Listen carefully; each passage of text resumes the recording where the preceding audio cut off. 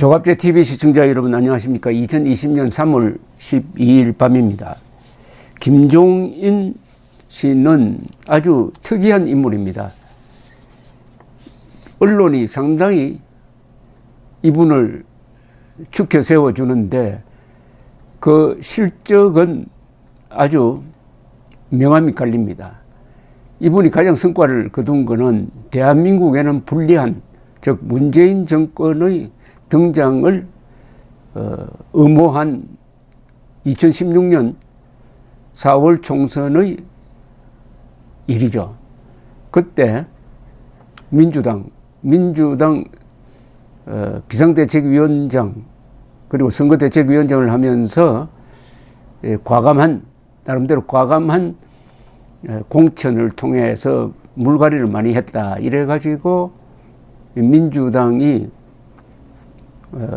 제1당이 되도록 도왔습니다. 근데 2012년에는 박근혜 당시 대통령 후보를 도왔습니다. 그러면 이 2012년의 행동과 2016년의 행동 사이는 도저히 넘을 수 없는 이념의 장벽이 있습니다. 우에서 좌로 가버렸어요. 대한민국에서는 좌우가 절대로 섞일 수 없는 뭐가 있습니다. 우파는 자유민주주의, 반공입니다. 그런데 좌파는 친북이죠. 그리고 사회주의 지향인데 어떻게 아무런 고민 없이 좌와 우를 넘나들 수 있느냐. 이분의 행동 중에서 경제민주화라는 아주 공허한 구호는 알겠는데 그 실체는 알 수가 없습니다. 이것은 좌파적 경제정책, 사회주의적 경제정책임이 분명하고, 그렇다고 해서 이분이 확고한 반공도 아니에요. 서구에서 사회민주주의는 철저한 반공이었습니다. 그런데 김종인 씨로부터 반공적 이야기를 들어본 적이 없습니다. 그렇다고 친북은 아니죠. 중도로 봐집니다. 그렇다면 절대로 자유한국당이나 미래통합당과 같이 갈 수 없는 사람인데, 요사이 황교안 대표가 이분을 선거대책위원장으로 모시려고 공을 들인다는 이야기가 있습니다. 이건 참 듣기 민망한 이야기입니다. 그런데 이 김종인 씨는 아주 오만한 사람이에요. 어떤 식으로 오만하냐. 지금 김형호 공천관리위원장이 주도하고 있는 이 공천 결과에 대해서 바로잡지 않으면 자기는 선거대책위원장으로 안 가겠다고 하는 사람입니다. 완전히 국회자가 주인 노릇합니다. 국회자가 주인 노릇하면서 공천 바꾸라고 합니다. 공천 바꾸라고. 이런 일이 정치의 상식에 있을 수가 있습니까? 그만큼 황교안 대표가 만만하게 보인 거죠. 이게 처음은 아니죠. 그동안에 새누리당을 탈당했던 김형호 전 국회의장이 공천관리위원장으로 돌아오면서 마치 점령군 행세를 하고, 그래서 지금 물갈이라는 이름의 중진 내보내기를 하고 있는데, 이것과 똑같은 현상이 김형호 씨와 똑같은 이야기를 하는 사람이 김종인 씨인데, 김종인 씨가 조금 더 심하게 이야기를 합니다. 이제는 또 김종인 대 김형호 식으로 말싸움이 붙었어요. 이게 다 어디서 비롯되느냐. 황교안 대표가 대표 역할을 못하기 때문입니다. 이 당의 주인 아닙니까? 주인. 어떻게 공천권을 제대로 감독하지 않아가지고 김형호 독주체제로 만들어 놓고, 그리고 당의 정체성과 반대되는 사람을 선거대책위원장으로 모셔가지고 간판 역할을 하니까 이건 완전히 자아부정도 이런 이유가 없습니다. 오늘 이 김종인 씨는 경향신문과 인터뷰하면서 한 발 더 나갔습니다. 탈북한 북한 외교관 태영호 씨죠. 태영호 전 공사를 강남 갑에 공천한 데 대해서 공천을 이벤트화한 것이다. 그 사람이 강남하고 무슨 관계가 있나? 남한에 뿌리가 없는 사람이다. 라고 아주 비판을 했습니다. 이 태영호 전 공사는 김형호 공천관리위원장이 영입을 해서 서울 강남갑에 이른바 전략 공천을 했습니다. 통합당 이 일각에서도 이 태영호 씨가 경호를 받고 있는 사람인데 김정은이가 죽이려고 하기 때문에 이 선거운동을 제대로 할 수 있겠느냐. 이 지역구 공천은 무리다. 또 강남구학과는 아무 관계 없다. 당연히 비례대표로 모셔야 할 사람이다 라는 의견이 나오고 있습니다. 이 점은 상당히 일리가 있는 지적입니다. 그러나 김종인 씨가 그것을 지적을 하면서 이런 거 바꿔지지 않으면 나는 선거대책위원장을 맡지 않겠다 라고 하는 것은 또 도를 넘은 거죠. 도를 넘은 거죠. 김종인 전 대표는 다른 언론 인터뷰에서는 김형호 위원장의 사천, 공천 반대 사천, 자기의 개인적 이해관계로서 공천한다 이런 뜻입니다. 김형호 위원장의 사천 논란을 빚고 있는 공천 인사들을 바로잡지 않는다면 선대위원장을 맡을 생각이 전혀 없다고 했습니다. 아니, 하지 않으면 되지. 이렇게 공개적으로 욕하면서 자신이 배짱 좋은 사람이라는 것을 널리 알리는 것밖에 되지 않습니다. 근데 황교안 대표가 오늘 오전에 최고위원회의에서 6개 선거구 공천자에 대해서 공천관리위원회에서 재논의를 해달라고 요구를 했습니다. 그런데 재논의를 했는데 6개 선거구를 다 받아들이지는 않고 그 중에 2곳은 경선에 붙이기로 이미 공천이 된 사람을 물리고 경선에 붙이기로 했습니다. 즉 인천 연수 얼구에서는 민경욱 씨를 탈락시켰다가 다시 민현주 후보로 경선, 대구 달서갑에서는 이두화 씨를 변호사를 공천 확정했다가 다시 이두화 홍석준 후보 간 경선을 치르기로 결정했습니다. 이것은 이제 번복할 수가 없는 게 당헌에 따르면은 최고위원회의가 재의결을 요청을 했을 때 공천관리위원회가 3분의 2 이상 결의로 결정을 내버리면 그것이 최종적이다 이렇게 됐습니다. 당헌상으로는 이제 더 이상 황교안 대표가 개입할 여지가 없게 됐습니다. 그러니까 6개를 요구를 했는데 그중에 3분의 1만 딱 받고 3분의 2는 비토를 해버렸으니까 황교안 대표 체면이 조금 그렇게 됐습니다. 자, 이런 지적에 대해서 이 김종인 씨의 날카로운 지적에 대해서 김형호 씨는 태영호 씨는 목숨을 걸고 자유를 찾아온 사람이다. 강남 공천이 과연 망신인지는 여러분들이 판단 한번 해보라. 이렇게 응수를 했습니다. 한편 미래통합당 공천관리위원회는 오늘 통합당 이은재 의원 지역구인 서울 강남병이라고 하면은 미래통합당 후보는 거의 100% 당선될 수 있는 아주 쉬운 지역이죠. 여기에 김미균 시지온 대표 34살입니다. 총선 후보로 전략 공천했습니다. 이분은 인공지능 기반 소셜 댓글 서비스인 라이브리를 운영하고 있다고 합니다. 라이브리. 더불어민주당도 이곳에 김한규, 김현장 변호사를 전략 공천했는데 거기에 맞불을 놓은 셈인데요. 좀 아쉽기는 합니다. 그런데 이 서울 강남 지역과 경상도 지역은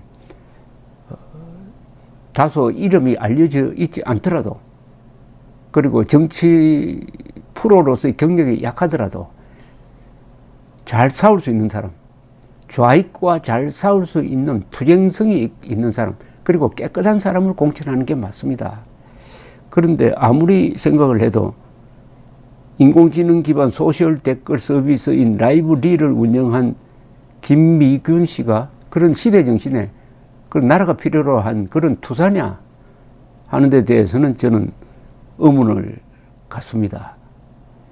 그리고 강원, 홍천, 횡성, 영월, 평창에서는 유상범 전 창원지검장과 홍병천 전 농협중앙회 감사위원장 간 경선을 결정을 했고, 경북 영주, 영양, 봉화, 울진에서는 박형수 전 대구고검 부장검사와 이귀영 미국 연방공인건축사, 황헌 전 MBC 앵커가 3파전을 벌이도록 경선으로 결정을 하도록 했고, 경북 군위, 의성, 청송, 영덕에서는 김희국 전 의원과 천영식 전 청와대 홍보기획비서관이 경선을 하도록 했다고 합니다.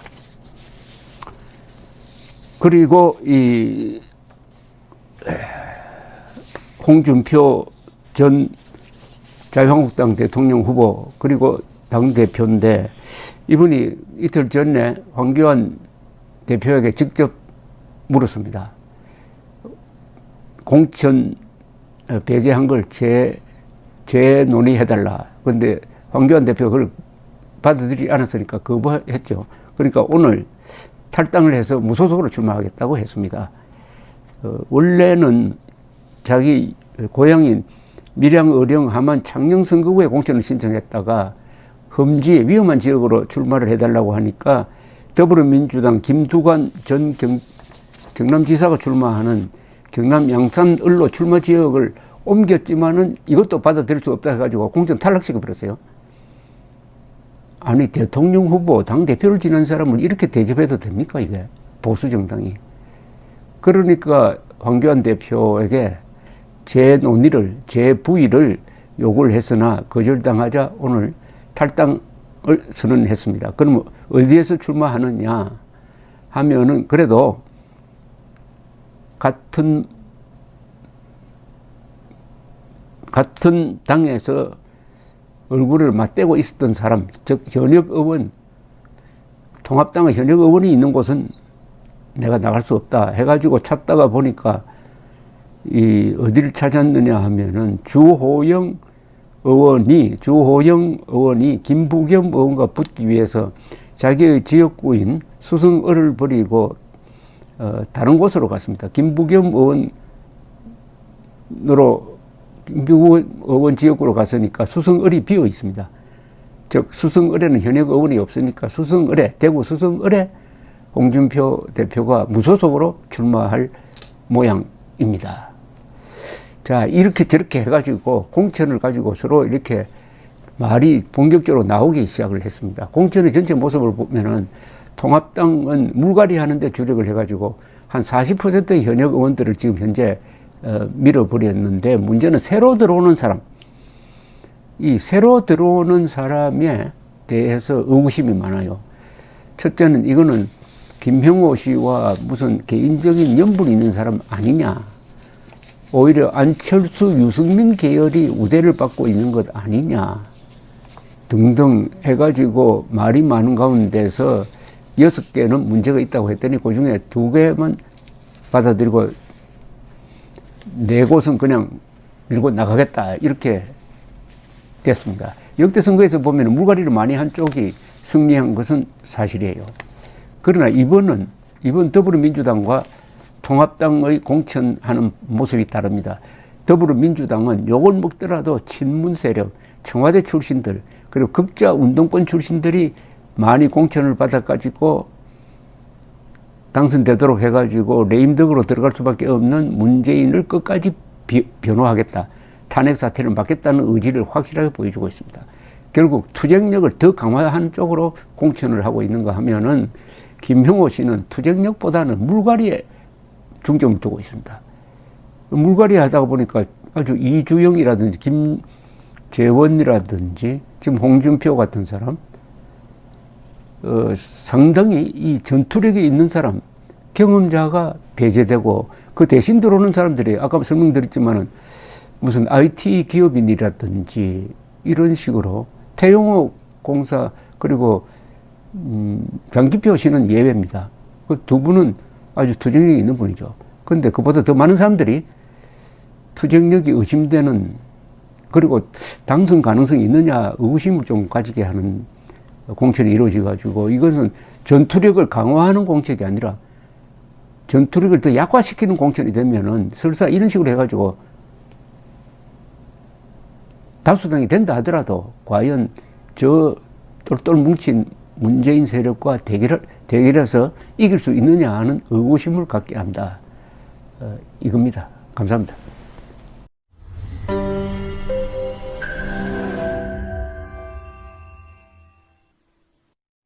조갑제 TV 시청자 여러분 안녕하십니까? 2020년 새해를 맞아서 조갑제 TV가 새로운 시도를 하겠습니다.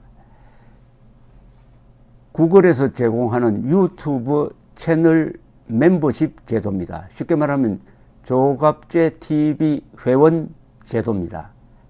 에 대해서 설명을 드리겠습니다.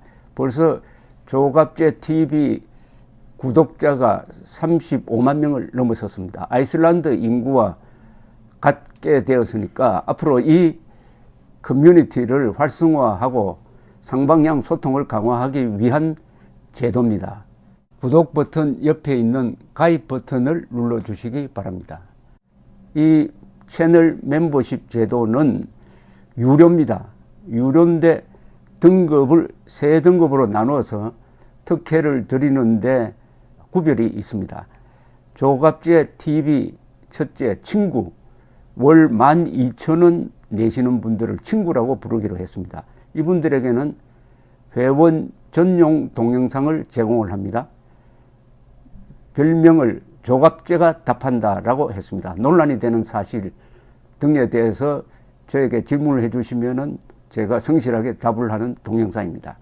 그 다음 등급이 동지입니다. 동지는 월 3만 원 내시는 분입니다. 동영상을 선공개하는 혜택을 추가하기로 했습니다. 앞에 회원 전용 동영상은 기본적으로 받으시는 것이고, 동영상 선공개, 미리 궁금한 동영상을 보실 수 있도록 하겠습니다.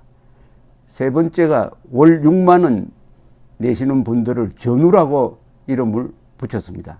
이분들에게는 친구, 동지들이 누리는 혜택 플러스 이 전우에 가입하신 분들의 성함을, 물론 필명이겠죠, 언급을 하고 조갑제의 교양 강좌 동영상을 보실 수 있도록 하겠습니다. 단연간의 취재 경험을 토대로 한국 현대사의 비화라든지 세계사 산책, 여행 가이드 등 깊이 있는 정보를 제공하도록 하겠습니다. 그리고 친구, 동지, 전우 분들에게는 배지가 제공됩니다. 여러분들의 성함 옆에 붙어서 색깔이 바뀝니다. 한 달, 두 달, 6달 이런 식으로 회비를 내는 기간에 따라서 색깔이 바뀌는 디지털 배지를 제공해 드립니다. 여기 회원에 가입하지 않는 분들에게는 불이익이 없습니다. 지금처럼 무료로 동영상을 시청할 수 있습니다. 여기 동영상 가입 절차는 별도의 공지를 참고해 주시기 바랍니다. 감사합니다. 구독 버튼 옆에 있는 가입 버튼을 눌러 주시기 바랍니다.